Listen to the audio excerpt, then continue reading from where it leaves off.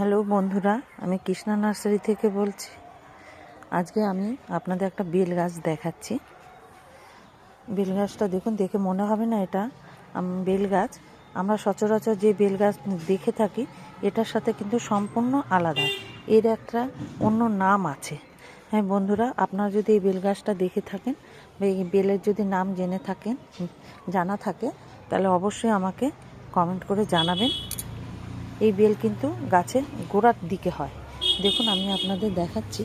দেখুন গোড়ায় কত ফুল হয়ে আছে এবং বেলগুলো আকারে খুব বড় বড় হয় বেল। আর এর মধ্যে কি দানা থাকে না।